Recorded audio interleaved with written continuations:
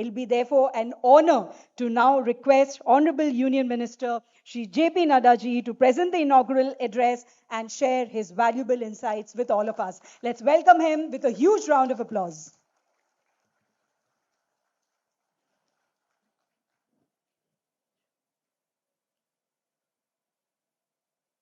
उड़ीसा प्रदेश के बहुत ही यशस्वी मुख्यमंत्री सम्माननीय मोहन चंद मांझी जी, हमारे स्वास्थ्य मंत्री उड़ीसा प्रदेश के और हमारे मित्र मुकेश महालिंग जी, संसद में मेरे साथी और जिनके साथ मुझे लंबे समय से काम करने का मौका मिला है, ऐसे हमारे सांसद Shri Sambit Patra ji, secretary health and family welfare government of India Shrimati Punya Salila Srivastava ji, additional secretary Shrimati Aradhana Patnaik ji, Saurabh Jain ji, हमारे joint secretary ministry of health and family welfare, miss Awasthi ji, the commissioner cum secretary department of health government of Orissa, हमारे mission directors, officers from the ministry और हमारे health sector को represent करने वाले सभी officers, print media और electronic media के मेरे साथी और देवी और सज्जनों, मेरा ये सौभाग्य है कि मुझे आज इस 9th समिट में जो रेप्लिकेबल और गुड प्रैक्टिसेस के लिए यहाँ उड़ीसा पुरी में हो रही है, वहाँ आने का सौभाग्य मिला है। सबसे पहले तो लॉर्ड जगन्नाथ, भगवान जगन्नाथ की धरती पर आप सबका हार्दिक अभिनंदन है, आप सबका हार्दिक स्वागत है। मैं धन्यवादी हूँ मुख्यमंत्री जी का कि वो इस कार्यक्रम में उन्होंने अपने आप को शामिल किया है और उनका कीनोट एड्रेस हम सबको सुनने को मिला है। यह आपकी हेल्थ के प्रति कमिटमेंट को दर्शाता है और स्वास्थ्य एवं परिवार कल्याण विभाग की ओर से आपका भी हार्दिक अभिनंदन है, आपका हार्दिक स्वागत है।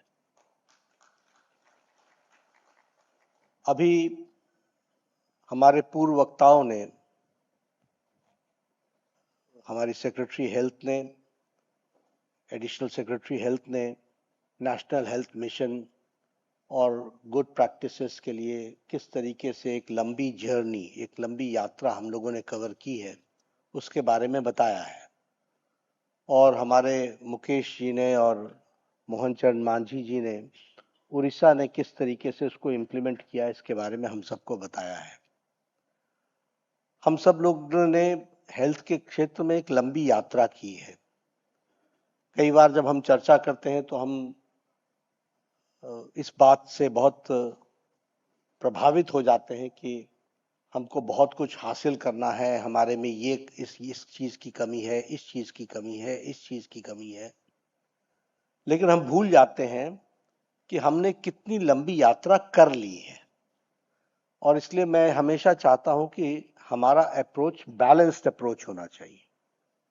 और जब मैं बैलेंस्ड अप्रोच बोलता हूं तो we should remember the journey which we have covered, and if we have covered a good amount of journey, there is always an optimism that we will be able to do it in the right time and the right spirit.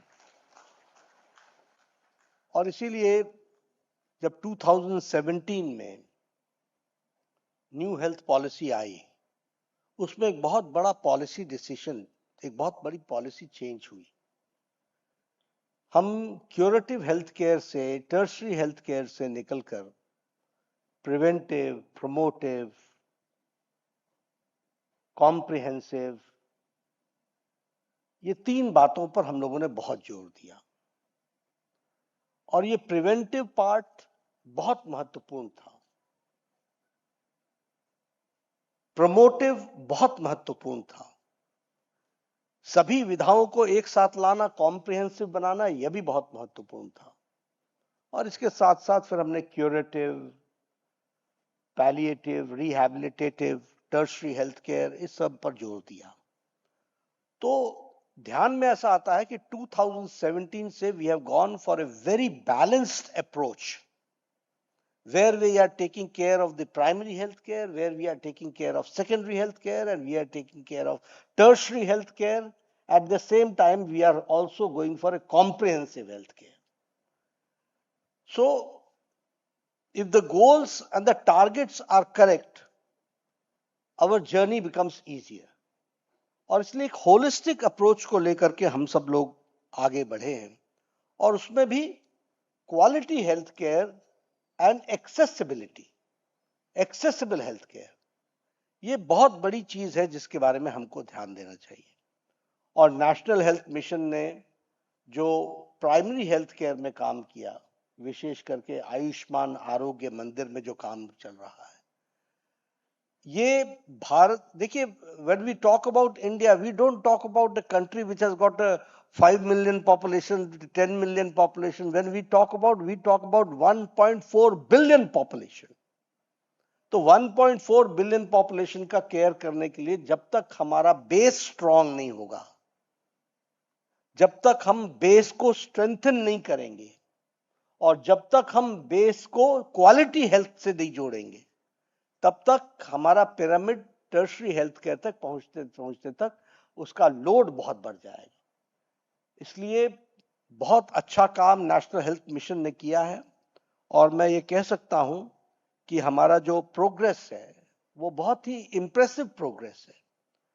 अभी MMR के बारे में बातचीत हो रही थी, मुकेश जी ने उड़ीसा, जिसके बारे में कई बार चर्चा होती थी कि उड़ीसा में हेल्थ में ये कमी थी, वो कमी थी, कभी इस बात की चर्चा होती थी। आज वो एमएमआर, मैटरनल मोर्टेलिटी रेशियो में आज वो तीव्र गति से आगे बढ़ रहा है, और उसने अपने आप को देश में स्थापित किया है।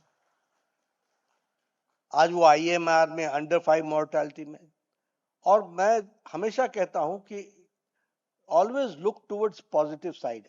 ग्लास आधा खाली है या आधा भरा हुआ है, इसको समझना बहुत जरूरी है।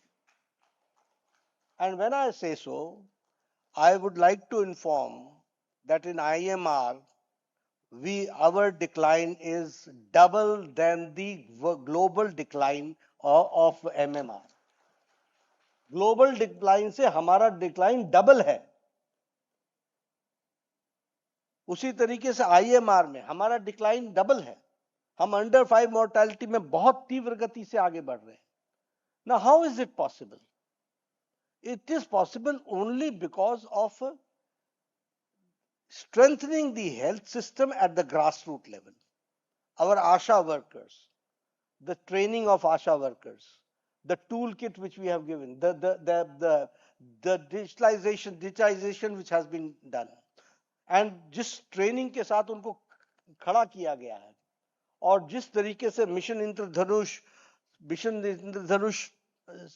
का second phase, third phase, fourth phase, इस तरीके से जो लेफ्ट आउट थे उनको उनकी इम्यूनाइजेशन की गई, ये सारी बारीकियों का कारण है कि आज हम एमएमआर, आईएमआर, अंडर 5 मोर्टेलिटी, इन सब चीजों में हम तीव्र गति से आगे रिड्यूस किए हैं। इस बात को हमको ध्यान में रखना चाहिए।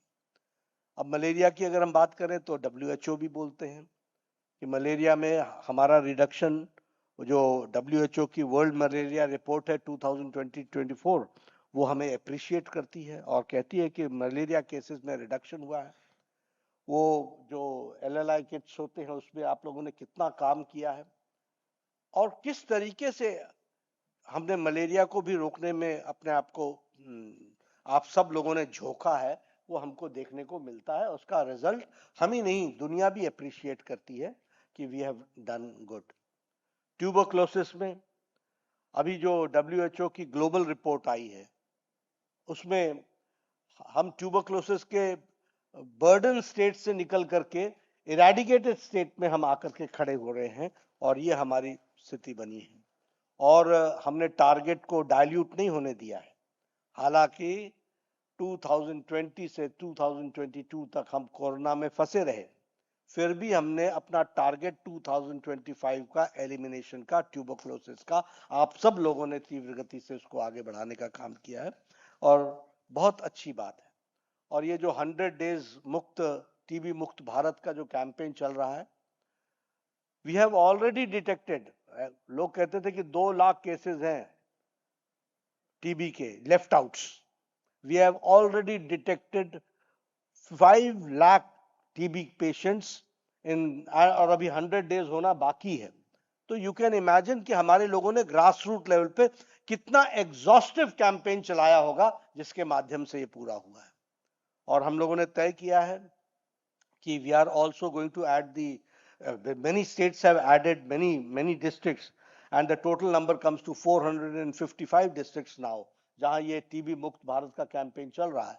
But we are also going to add all the aspirational districts and the aspirational blocks so that tuberculosis को 2025 के एंड तक में रोकने में हम कामयाब हो जाएं और उसकी तीव्र गति से उसको, प्रधानमंत्री मोदी जी का जो कमिटमेंट है, हालांकि सस्टेनेबल डेवलपमेंट गोल्स में 2030 तक में हमको करना है elimination, but we are all set. और ये सामने बैठे आप लोगों के कारण ये मैं हिम्मत के साथ कह सकता हूं कि we will achieve by 2025 elimination की ओर हम चलेंगे, ये मैं जरूर कहना चाहूंगा। एक one thing I keep on saying and I will repeat here also, always understand that the public representatives are your very important messengers. They are very important tools for translation of your policies and programs. But I somewhere see that there is, अब उसका हिंदी में शब्द है उदासीनता, अब उसको मैं English में, there is no word which can, लेकिन आई फाइंड कि थोड़ा उदासीन रहते हैं आप लोग।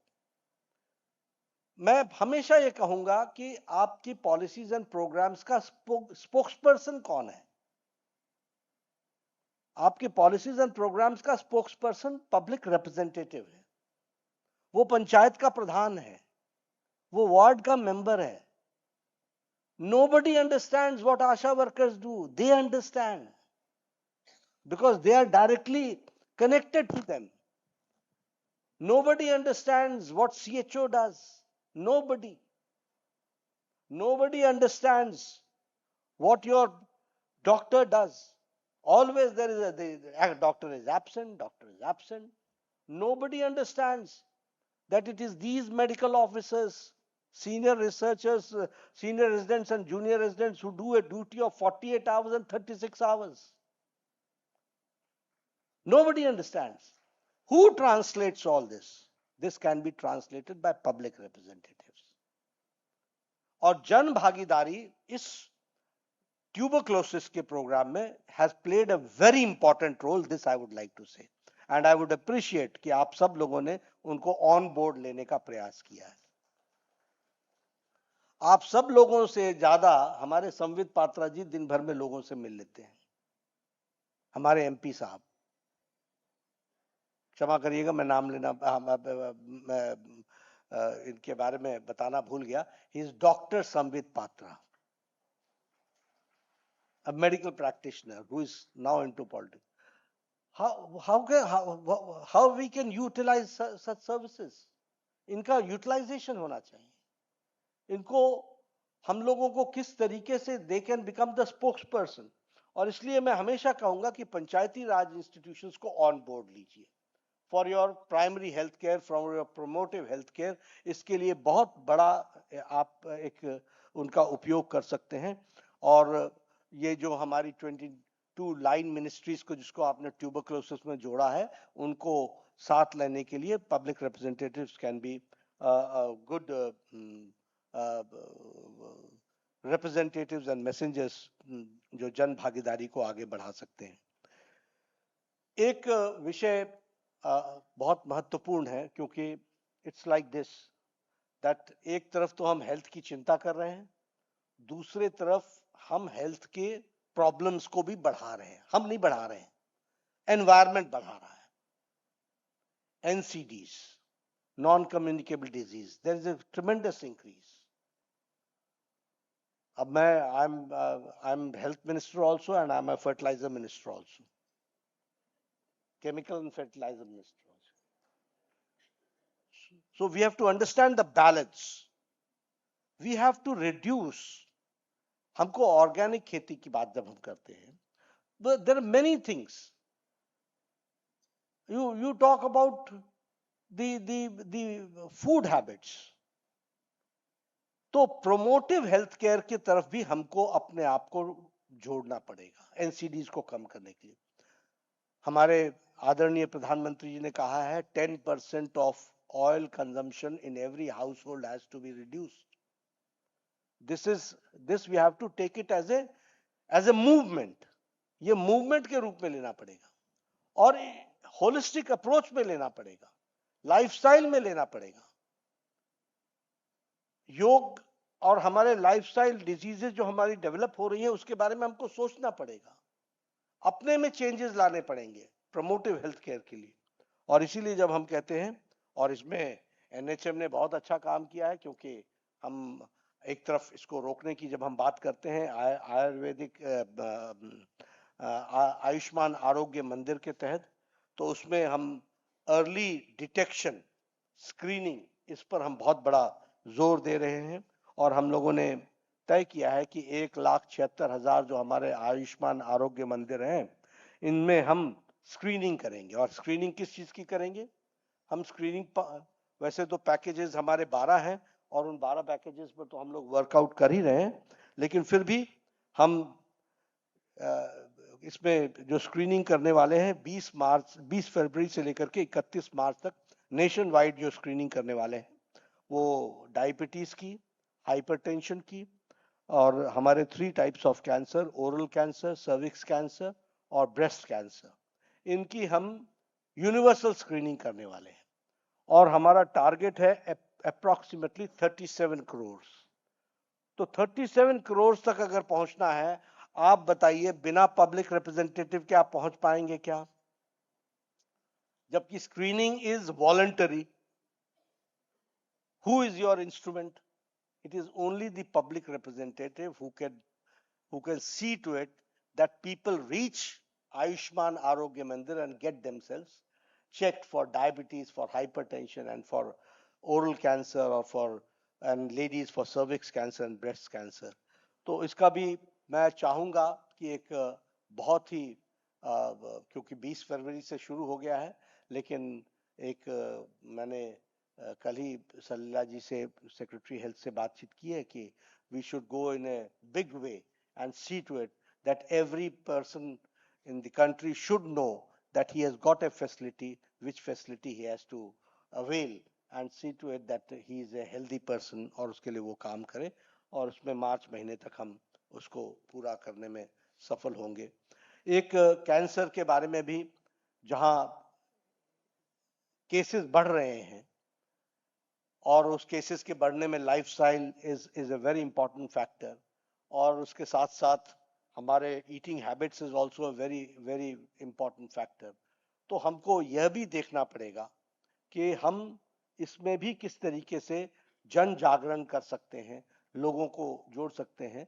और आपको जानकर के खुशी होगी कि अभी आयुष्मान भारत के कार्यक्रम, प्रधानमंत्री जन आरोग्य योजना के तहत जो आयुष्मान भारत का हेल्थ का कवरेज मिल रहा है, 90% according to Lancet, 90% of people being detected by cancer within 30 days they are detected, और उनका इलाज शुरू हो जा रहा है. ये आज भारत में संभव हो पाया है.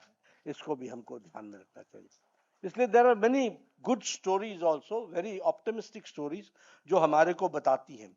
लेकिन हमारा काम है कि हम जल्द से जल्द ऐसे लोगों को डिटेक्ट करके उनको हम स्टेट कैंसर इंस्टीट्यूट में या टर्शरी कैंसर केयर सेंटर में हम भेज सके, इसकी हमको चिंता करनी चाहिए. अभी जैसा कि सेक्रेटरी मैडम ने आपको बताया कि हम एवरी डिस्ट्रिक्ट में डे केयर सेंटर भी खोल रहे हैं, डिस्ट्रिक्ट हॉस्पिटल में. अब ना district hospital day care centre खुलता है तो कीमोथेरेपी का पेशेंट वहां उसको फैसिलिटी मिल सकती है, और एक बहुत बड़ी राहत होगी जिसको हम कर सकेंगे. इस साल हम 200 डे केयर सेंटर में ये डे केयर सेंटर शुरू करने वाले हैं। नेक्स्ट 3 years में every district will be having a day care centre for cancer. Now who will do the training part, which is very important component? All this has to be done by National Health Mission. All this has to be done at the, इसलिए base को strong करना बहुत आवश्यक है। And I am very happy कि आपने review mission के बारे में बात की है। I am very happy that कि आपने एनक्वास और सेल्फ असेसमेंट पर आप चल रहे हैं। हम लोगों ने सेल्फ असेसमेंट के लिए सब लोगों को प्रोत्साहित किया है और वहीं हम एनक्वास पर, नेशनल क्वालिटी असेसमेंट पर हम काम कर रहे हैं। तो ये चीजें अगर होंगी तो ग्रास रूट लेवल पे हमारा बेस सिर्फ एक्सपैंड ही नहीं होगा, स्ट्रेंथन भी होगा। और स्ट्रेंथन होगा तो हम हेल्थ की क्वालिटी को इंप्रूव करने में बहुत बड़ा योगदान कर सकेंगे। एक और हम उसमें इंकरेज करना चाहते हैं, क्योंकि ये चर्चा हमेशा होती रहेगी हेल्थ में कि डॉक्टर ग्रास रूट लेवल पे नहीं है, पीएचसी लेवल पे नहीं है, डॉक्टर इस लेवल पे नहीं है। हम कितनी भी कोशिश करें यह समस्या रह सकती है। इसका इलाज एक ही है और वह इलाज है होलिस्टिक अप्रोच में। हम जहां आयुर्वेदिक डॉक्टर्स को भी साथ लाते हैं, वहीं हमको इस बात की चिंता करनी पड़ेगी कि हम टेलीमेडिसिन पर भी जोर दें। Telemedicine is the only way, और हब एंड स्पोक मॉडल के तहत हमको उस पर काम करना है। बहुत तीव्र गति से हम काम कर रहे हैं, लेकिन ये सारी चीजों को हम कैसे स्ट्रेंथन कर सकें, क्वालिटी हेल्थ केयर पहुंचा सकें, कैसे हम स्पेशलिस्ट डॉक्टर का एडवाइस ग्रास रूट लेवल पे, आयुष्मान आरोग्य मंदिर पर, पीएचसी पर हम पहुंचा सकें, इसको हम जब कर पाएंगे तो हम टाइम भी बचाएंगे, हम मनी भी बचाएंगे, हम क्वालिटी हेल्थ सर्विस भी दे पाएंगे और हम डॉक्टर्स को फैसिलिटेट करके पेशेंट तक पहुंचा सकेंगे और पेशेंट की बात को भी वहां तक पहुंचा सकेंगे। इस तरीके का हम काम कर सकेंगे। सीएचओस पर हम काम कर रहे हैं, कम्युनिटी हेल्थ ऑफिसर्स पर हम काम कर रहे हैं, उनकी ट्रेनिंग पर हम काम कर रहे हैं। तो इन सब चीजों को आगे बढ़ाने की आवश्यकता है, ऐसा मैं मानता हूं। अभी जो आप सब लोगों ने जो best practices grass root level पर किए होंगे वो रेप्लिकेबल हैं और हर एक को अपने अपने तरीके से उन सब चीज़ों को रखने का यहाँ पर मौका 2 दिनों के लिए मिलेगा। हम लोगों को बहुत सी बातें जानने को मिलेंगी। बहुत से all India institute of medical sciences ने अब ड्रोन फैसिलिटी को भी स्टार्ट किया है, लेकिन why it should be only limited to tertiary health care, why it cannot